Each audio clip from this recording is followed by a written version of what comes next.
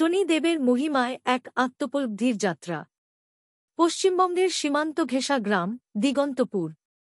একটা নিঃশব্দ ধুলোবালির গ্রাম, যেখানে সন্ধ্যার পর কাক ডাকেও না। গ্রামের মাঝখানে একটি পুরনো তালাবদ্ধ শনি মন্দির, যার সামনে কেউ দাঁড়ায় না। লোককথা বলে যে মন্দিরে ঢোকে তার জীবনে নামে অমঙ্গল। এখানে বাস করে এক মেধাবী ছাত্র অর্জুন সেন, একাদশ শ্রেণীতে পড়ে। বুদ্ধিমান, আত্মবিশ্বাসী, তবে প্রবল অহংকারী। তার কথায়, ভগবান আমার কি করবে? আমার মেধা, আমার ভবিষ্যৎ, আমিই গড়ব। হঠাৎ একদিন অর্জুনের বাবা এক ট্রাক দুর্ঘটনায় গুরুতর আহত হন। চাকরি যায়, সংসারে নেমে আসে ঘোরতর আর্থিক সংকট। অর্জুনের স্কুল ছাড়তে হয়। সে শহরে মামার বাড়িতে যায়, সেখানে দোকানে কাজ করে টিউশন পড়ে। সেই অর্জুন যে একসময় বলতো, সব আমি পারি, আজ জুতো পালিশ করে ক্লান্ত চোখে শুয়ে পড়ে। তবুও তার মন বিশ্বাস করে এ কেবল দুঃসময়, কাকতালীয়। ঈশ্বর কোথায়? এক রাতে সে দেখে এক ভয়ঙ্কর স্বপ্ন। চারপাশে অন্ধকার, মাঝখানে দাঁড়িয়ে এক কালোবর্ণ গম্ভীর পুরুষ। তাঁর কণ্ঠে বজ্রের মতো গর্জন, আমি শুনি।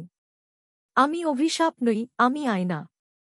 তুমি যা করেছ সেটাই ফিরিয়ে দিয়েছি। আমি ন্যায়ের হাত। অর্জুন থমকে যায়। আপনি কি আমাকে শেষ করে দিচ্ছেন? সে জিজ্ঞাসা করে। শনিদেব বলেন, না, আমি শেষ করি না, বদল ঘটাই। যে নিজের ছায়া দেখে ভয় না পায়, সেই আলো পায়। এখন তুমি ফিরে যাও, নিজেকে জানো। গ্রামে ফিরে অর্জুন শান্ত হয়ে যায়। অহংকার ভেঙে গেছে। সে প্রতিদিন যায় মন্দিরের পাশ দিয়ে। একদিন হঠাৎ বৃষ্টিতে সে আশ্রয় নেয় মন্দিরের পেছনে, আর পায় এক পুরনো তাম্রলিপি। সেখানে লেখা, অন্ধকার যত গভীর হয়, আলো তত কাছে থাকে। শনি। সে তাম্রলিপি নিয়ে যায় তার সংস্কৃত শিক্ষকের কাছে, যিনি বলেন, এই কাললিপি শনিদেবের গুপ্ত বাণী। এটা যার হাতে পড়ে, সে ঈশ্বরের বিচারপথে ডাক পেয়েছে। শনি অমাবস্যার রাতে গ্রামে ঘোষণা হয়, 21 বছর পর মন্দির খোলা হবে। অর্জুনের হাতেই চাবি। সবাই ভীত, কেউ কেউ বিদ্রোহী, তবুও সে এগোয়। রাত 12টায় অর্জুন মন্দিরের দরজা খুলে দেয়। ভেতরে এক নিঃশব্দ শিখা, এক ধূপের গন্ধ। হঠাৎ মন্দির জুড়ে আলো। আর অর্জুন দেখে, চোখ বন্ধ করা শনি মূর্তি থেকে বিচ্ছুরিত কিরণ তার দিকে এগিয়ে আসছে। সে কেঁদে ফেলে।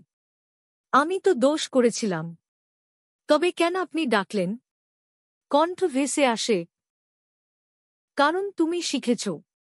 আমার উদ্দেশ্য শাস্তি নয়, রূপান্তর। কর্মের ফল দিই আমি, কিন্তু করুণা রাখি হৃদয়ে। পরদিন ভোরে গ্রামে সূর্য উঠে এক নতুন রূপে। লোকেরা আসে মন্দিরে, ভয় কেটে গেছে। শনিদেবের প্রতিমা এখন তাদের ভয়ের নয়, বোধের প্রতীক। অর্জুন আবার স্কুলে ফিরে যায়, কিন্তু এবার আর অহংকার নিয়ে নয়। সে সকলকে শেখায় শনিদেবের এক বাণী, যে নিজেকে চিনেছে, সে সময়কে ভয় পায় না। কারণ সময় তার বিচার করে, যে নিজেই সৎ।